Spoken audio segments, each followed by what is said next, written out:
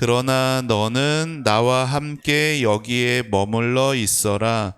내가 너에게 모든 명령과 규례와 율법을 줄 것이다. 너는 그것을 백성에게 가르쳐서 내가 그들에게 주는 땅에서 그것을 잘 지키게 하여라. 그러니 여러분의 하나님 여호와께서 여러분에게 명령하신 것을 잘 지키도록 하시오.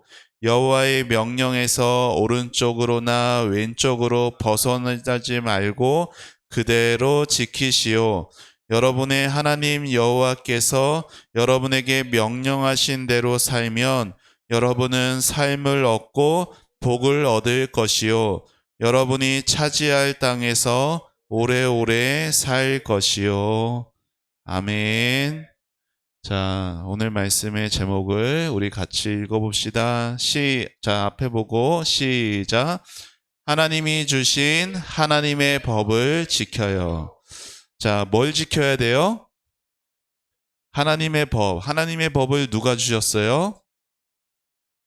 하나님이 주셨어요. 자, 하나님께서 이렇게 모세를 통해 말씀하세요. 그러나 너는 나와 함께 여기에 머물러 있으라. 내가 모세 너에게 모든 명령과 규례와 율법을 줄 것인데 그것을 이스라엘 백성들에게 가르쳐서 내가 그들에게 주는 땅에서 잘 지키게 하여라 라고 모세에게 말씀하셨어요. 그래서 모세가 이스라엘 백성들한테 말하는 거예요. 하나님이 이렇게 나에게 말씀하셨어요. 그러니까 여러분도 하나님께서 명령하신 것을 잘 지켜야 합니다. 자, 왼쪽으로나 오른쪽으로 벗어나지 말고 여러분이 기준으로가 아니라 하나님이 알려주신 대로 그대로 지켜야 합니다. 그렇게 살면은 어떻게 삶을 얻고 복을 얻을 것이고 여러분이 차지할 땅에서 오래오래 살 것입니다라고 말하고 있어요. 여러분 이거 지난번에 살펴보았던 사람이에요. 이 사람이 누구였어요? 어떤 왕이었죠? 두 글자. 사울 왕이었어요. 자, 하나님께서 사울 왕에게 어떤 민족을 싸워서 진멸하라고 말씀하셨어요. 어떤 민족이었을까요? 세 글자. 아말렉이라는 그 민족을 싸워서 아무것도 남겨두지 말고 진멸하라 말씀하셨어요. 그런데 사울이 그렇게 했어요? 안 했어요? 그렇게 안 했어요. 자, 이 사람을 살려두었죠. 이 사람이 누구였죠? 왕의 이름이 뭐였을까요? 아할?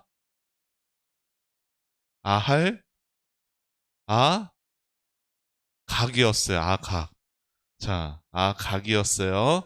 자, 그리고 이 사람만 살려둔 게 아니라 사울이 보기에 좋아 보이는 양과 소와 여러 동물들도 다 살려두었어요. 왜? 자기가 갖고 싶어서.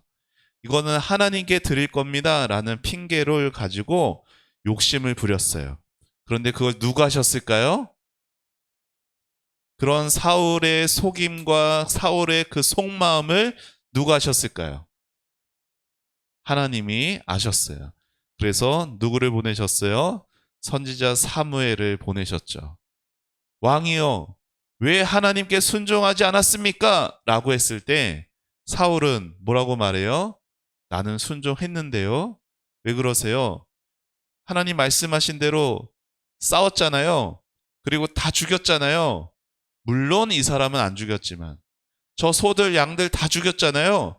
물론 하나님께 드릴 좋은 동물들은 남겨뒀지만 근데 이렇게 사울이 자기 뜻대로 순종하는 것은 하나님 앞에 순종하는 것이 아니었어요. 그래서 무슨 말씀이 있었어요? 같이 읽어봅시다. 시작. 하나님께 순종하는 것이 제사보다 낫소. 하나님의 말씀을 듣는 것이 순양의 기름을 바치는 것보다 낫소. 당신이 지금 하나님께 제사하겠다면서 이렇게 동물들 많이 남겨놨는데 하나님께 순종하지 않으면서 남겨둔 그 동물을 가지고 제사하는 것이 하나님께 순종하는 것보다 낫지 않아요.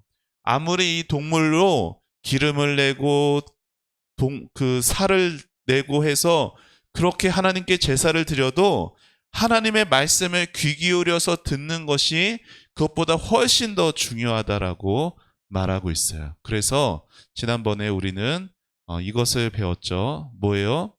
하나님이 원하시는 것이 무엇인가? 그것은 그분이 나타내신 뜻대로예요. 이게 중요하다고 말했죠. 그냥 내 나름대로 순종하는 게 아니라 그냥 나는 잘했는데 이렇게 하는 게 아니라 하나님이 무엇을 원하시는지를 잘 들어서 그 뜻에 순종하는 것이 중요하다는 거예요. 그러면 하나님이 나타내신 그 뜻 가운데 처음으로 나타내신 것이 무엇인지 오늘 배우게 되는 거예요. 자, 그게 뭐예요? 답을 읽어봅시다. 자, 시작.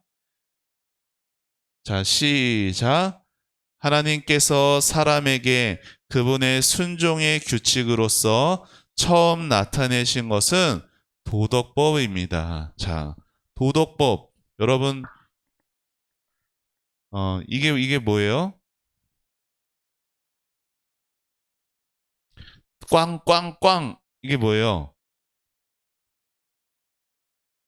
자, 어디서 이게 있어요? 자, 여기 영어로 뭐라고 써 있어요? LAW 써 있는데 이게 뭔지 아는 사람? 겸이 이게 뭐예요? 그래요. 겸이 오빠가 잘 알죠? 어, 법이에요, 법. 자, 법은 뭘 말하는 걸까요? 기준을 말하는 거예요. 뭐가 옳고, 뭐가 그른지, 뭐가 좋고, 뭐가 나쁜지에 대해서 그 기준을 말하는 게 법이에요. 여러분, 사람들은 다 다른 생각들을 가지고 있어요. 살아온 삶의 환경도 다르고요. 우리처럼 한국인도 있고, 미국에는 미국인도 있고, 그리고 저기 아프리카에는 아프리카 사람들도 있고, 생각하는 거나 이런 게 다 달라요. 근데 각 사람 가운데 뭐가 있냐면은 양심이라는 게 있어요. 여러분, 양심이 뭘까요? 그런 말 들어봤어요? 너는 양심도 없냐? 그런 말 여러분 해요? 그런 말 안 해요? 자, 양심이 뭐예요? 선과 악을 판단하는 마음이에요. 선과 악을 판단하는 게 뭐예요? 여러분이 서로 뭐가 옳고 뭐가 옳지 않은지를 판단하는 게 다 달라요. 그러니까 우리 주의가 이거는 괜찮은데 라고 하는 걸 우리 은지는 그거는 아니야, 그건 나쁜 거야 라고 말할 수가 있다라는 거예요. 그러니까 서로 생각하고 판단하는 기준이 달라요. 자, 그런데 사람들은 다르지만 하나님의 말씀은 뭐가 옳고 뭐가 그른지가 분명하게 나와져 있다라는 거예요. 여러분, 이게 무슨 책이에요? 자, 학교에서 도덕 수업 있어요, 없어요? 있죠? 언제는 도덕 수업이 없어요? 도덕 시간이 없어요? 아직 없는 걸 거예요. 자, 좀 더 크면은 있어요. 몇 학년부터 있어요, 그러면? 3학년부터 있어요? 이거는 6학년 책인가 봐요. 자, 도덕책을 우리가 학교에서 왜 배울까요? 도덕책 안에 무슨 내용이 있어요? 자, 도덕책은 이런 거예요. 우리가 혼자 살지 않잖아, 이 땅에. 그쵸? 다른 사람들과 함께 더불어 살아가는데 다른 사람과의 좋은 관계를 위해서 사람이 만든 책이 도덕책이에요. 자, 그 무엇을 위한 거예요? 관계를 위한 거예요. 관계를 위한 거. 자, 그러면은 하나님이 우리에게 주신 책이 뭘까요? 성경책이에요. 자, 그 성경책도 일종의 뭐라고 말할 수 있냐면 도덕법이라고 말할 수 있어요. 왜? 자, 성경이 뭐기 때문에 같이 읽어볼까요? 여기 시작. 하나님과의 좋은 관계를 위해 하나님이 주신 도덕법. 성경책이 무엇을 위해서? 하나님과의 관계를 위해서 주신 거예요. 이 땅의 도덕책은 사람과의 관계를 위해 준 것이라면 하나님이 주신 성경책은 하나님과의 관계를 위해 주신 거예요. 그래서 우리는 이 성경책을 마음에 품고 그리고 배우고 살아가는 것이에요. 자, 하나님의 도덕법이 우리에게 필요한 이유가 있어요. 여러분, 성경 안에 뭐가 있냐면은 우리가 구원 어떻게 받는지가 나와 있거든요. 이 땅에 살아가다가 어떻게 지옥을 가지 않고 천국에 갈 수 있는지가 여기 성경에 나와 있어요. 그런데 그러면은 천국에 가게 됐으면 이제 이거는 필요 없어지는 것이냐? 그렇지 않다라는 거예요. 여전히 이거는 우리에게 필요해요. 왜냐하면 자, 보세요. 세 가지가 있어요. 도덕법이 이 땅에서도 여전히 우리에게 필요한 이유. 첫 번째. 자, 이게 뭘까요? 말이죠? 자, 말이 지금 여기 장애물 앞에서 멈춰 있어요. 원래 뛰어야 할 텐데 뛰지 못하고 끼익 그 앞에서 멈춰 있어요. 하나님의 도덕법이 이러한 기능을 하는 거예요. 우리가 막 이리저리 정신없이 살아갈 때 하나님의 도덕법이 딱 우리 앞에 있어서 우리를 멈추게 하는 거예요. 뭐에 대해서? 죄에 대해서 멈추게 하는 거예요. 예수 믿고 천국에 가도 이 땅에서 내 마음대로 살아가는 삶이 아니라 하나님의 성경이 있어야만, 하나님의 도덕법을 우리가 배우고 알아야만 어디서 멈춰야 되고 어디는 가야 하는지를 배울 수 있기 때문에 여전히 하나님의 도덕법인 성경책이 필요한 거예요. 두 번째. 자, 여기 이 사람이 지금 뭘 보고 있어요? 거울을 보고 있죠. 거울을 보니까 거울에 나타난 모습은 어때 보여요? 애기죠. 나는 이렇게 컸는데 실제 거울을 보니까 아직 걸음걸음하고 쭈쭈쭈쭈 빠는 그런 애기, 은주보다도 더 어린 애기잖아요. 그렇죠? 생각해봐. 저 거울에 겸이가 딱 섰는데 은주보다 어린 겸이가 딱 거울에 비치면은 어떻겠어요? 귀여워요? 당황스럽겠죠. 내가 이렇게 잘한 줄 알았는데 이것밖에 못 자랐구나. 내가 이것밖에 안 되는가를 거울을 보면서 알게 되겠죠. 그게 하나님의 도덕법이 그렇게 한다라는 거. 어떻게? 내가 이렇게 잘하는 줄 알았는데 내가 아직도 이렇게 부족한 것이 많구나. 그러니까 누구의? 예수님께 도움을 구해야 되는구나. 라는 걸 하나님의 도덕법, 성경을 보면서 우리는 알 수 있는 거예요. 우리는 이 땅에서 예수 믿고 천국만 가면 되는 사람들이 아니라 여전히 예수님의 도움을 받아서 점점점 자라가야 되는 거예요. 여러분, 12살이 됐고 중학생, 고등학생, 대학생이 됐는데도 여전히 1m도 안 되고 자라지 않고 그렇게 땅바닥을 막 배로 기어다니면서 다니는 것을 보면 어때요? 와, 귀엽다 그럴까요? 아니에요. 어떻게 잘하지 못해서 어떻게 걱정할 거예요. 그렇죠? 예수님을 믿었으면 그 믿는 횟수가 지나갈수록 우리의 믿음도 자라가야 돼요. 그런데 자라가지 못하는 이유는 예수님께 도움을 구하지 않고 하나님의 말씀을 잘 못 배우면 이렇게 자랄 수가 없어요. 그래서 우리에는 오늘도 도덕법이 필요한 거예요. 마지막 세 번째. 자, 여기가 어딜까요? 바닷가예요. 자, 바닷가 재작년 하여튼 가본 적 있다. 자, 나는 바닷가에서 이렇게 모래밭에 뭔가를 글씨를 써본 적이 있다. 은지는 바닷가 가본 적 있어요? 그래요? 은주는 바닷가 가본 적 있어요? 주인은 바닷가 가본 적 있어요? 바다를 한번 가봐야겠네. 아유, 참, 우리 애들, 예. 자, 바닷가에 여러분 모래에 이렇게 자기가 그림이나 글씨나 이렇게 쓸 수 있어요. 뭘 쓸까요?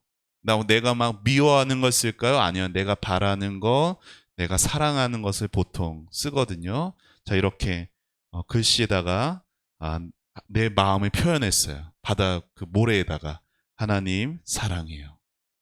자, 이렇게 하나님을 사랑하는 것을 표현할 수 있게 해주고 고백할 수 있게 해주는 것이 하나님의 도덕법이라는 거예요.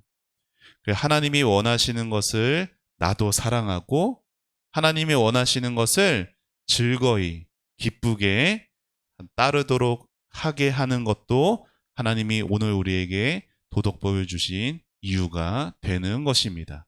자, 그래서 우리는 하나님의 말씀 이 도덕법을 삶의 기준이 되는 삶을 살아야 하는 거예요. 자, 이게 뭔지 알아요? 이거 본 적 없을 거예요. 다림줄이라고 하는 거예요. 여러분, 건물을 지을 때 뭐가 중요해요? 건물을 지을 때 여러분 평평한 데다가 건물을 지으면 건물 그냥 딱 지으면 되잖아. 그렇죠? 근데 이렇게 비스듬한 경사가 있는 곳에 건물을 지으면은 어떻게 지어야 돼요? 그 경사가 있는 데서 경사를 기준으로 건물을 지으면 이렇게 지으면은 이게 다 쏠리잖아. 그렇죠? 그래서 뭐가 필요하냐면 이 다림질이 필요한 거예요. 이거 긴 그 실을 밑에 추를 이렇게 딱 놓으면은 기울어져 있는 곳에서도 그 추가 어디를 향할 거예요? 지구 중심을 향하겠죠. 그래서 거기를 딱 기준으로 해서 건물을 이렇게 경사가 요만큼이건 요만큼이건 요만큼이건 건물을 반듯하게 지을 수가 있어요. 이 다림줄이 건물을 반듯하게 지을 수 있는 것처럼 우리의 인생을 바르게 살아갈 수 있도록 하는 기준이 하나님의 말씀이 된다라는 것이에요. 그래서 그 말씀을 사랑하고 그리고 그 말씀을 귀 기울여서 잘 들을 수 있어야 해요. 그리고 거기서 끝나면 안 되고 자, 두 번째 여기 같이 읽어봅시다. 시작. 하나님의 법을 무시하는 친구에게 예수님을 전해보세요. 하나님의 법을 무시하는 사람은 여러분 학교에 있을 수도 있고 여러분 집에 있을 수도 있어요. 여러분 집에 하나님 믿지 않는 사람이 있어요. 손 들어보세요. 그래요. 그래요. 은지는 누구예요? 아빠예요. 은주는 누구예요? 엄마예요? 아빠래, 아빠래요. 자, 엄마는 아니죠? 엄마는 잘 듣고 있어요. 자, 아빠. 자, 우리 은지랑 은주는 아빠가 하나님의 법을, 하나님의 말씀을 잘 들을 수 있도록 아빠를 위해 기도하고 있어요?